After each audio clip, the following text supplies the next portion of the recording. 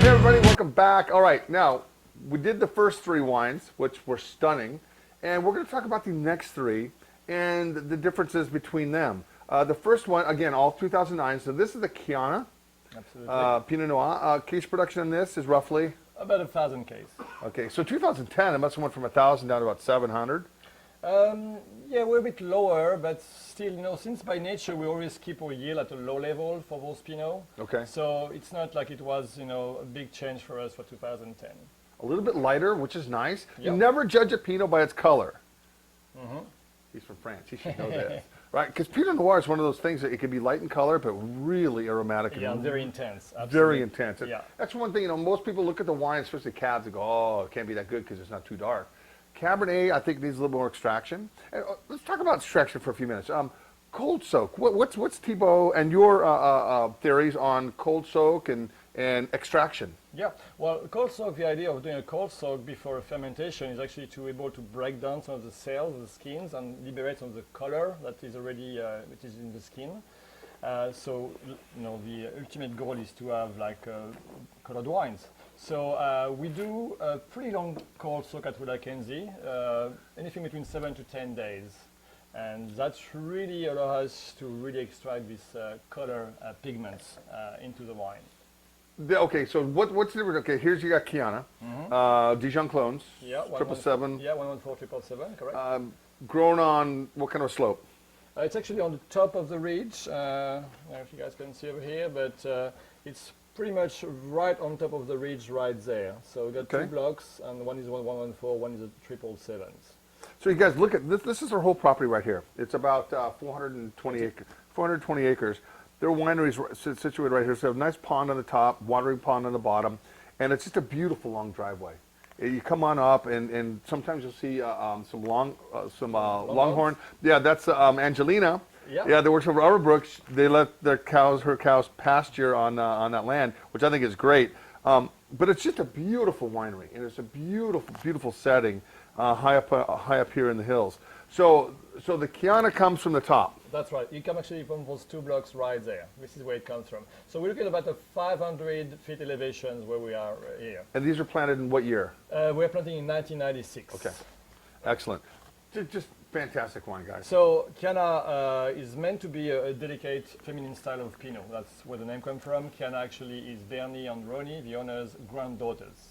And we're looking again at very soft, velvety tannins, even for a wine that young. And once again, those 09 just been released now, and you can already enjoy this wine totally. Just fantastic. Just good mouthfeel, good length, and to me, the three prior, this is the most feminine. It's just more, and that's what Pinots are, guys. They're very feminine wines. When you look at Bordeaux, it's very masculine, Cabernet based. A little Merlot, Cabernet based. And you look at Burgundy with the Pinot Noir, very feminine, soft in the mouth, soft on the palate, but very complex on the same note. All right, yum, yum, yum, yum, yum, yum, yum, yum, yum, yum. Okay, Emery. Yeah, moving to some bigger things here. So Emery actually was Bernie's grandfather. He's the one who had the vineyard in Burgundy. And he used to get up every morning and get a big bowl of red wines for breakfast. With his Cheerios. That's right. I don't know if you have pommes frites over there. The American twist.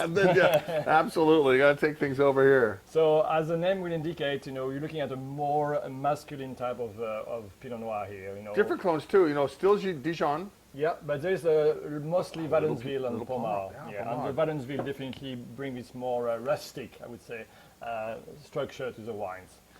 Very nice tannins, very present, but not choky by any means. And I really like the Emery generally for myself as the aromas have this kind of touch of black currant and cassis notes. Absolutely. It's got some nice deep dark red fruits, a little bit of spice on there. Well, keep in mind this is a Willakenzie soil. Now, this is one of the constants of Willakenzie soil wines. They always will have this spicy note somewhere in the background. Just fantastic. Just a beautiful mouthfeel, good length, good finish. Good wines when you swallow them and they still stay in your mouth. A little bit of oak, not overly oaked. No, so you get that subtleness to it. Exactly. We actually try to have a pretty refrain oak regime. We Those wines usually get about 50% new oak and 50% 1 year old. All American oak, correct? I know you're French owned, right? All American. Oh, no. Only French oak? You guys are gonna be kidding me over here. Absolutely. We have only French oak, and we actually use about 10 different producers or coopers of oak barrels. Yeah, and that adds to the cost of a lot of wine, especially when you're only using the barrel twice. Well, in our case, up to 3 times for estate cuvee labels. Okay. But, yeah, no more than 3 years. Sure, and then you cull them out. Yeah, it's very, very interesting. Yeah, and that's the thing. Barrels only good for so long, and then you got to keep buying new ones. I tell you, with that euro fluctuating, some barrels could be $1,000 one day, next day it could be $1,300. So yeah, you just never know on that end of things. Yeah. What forest do you like your oak to come from? I mean, there's Tommier. Yeah, well, I mean, the most famous one would be Trancet, but it's such a small forest that any oak coming from there is a very expensive, make it a very expensive barrels. I think that we like mostly things like around Nevers. I mean, apart from Trancet, I would think Nevers also is a good forest for getting some oak.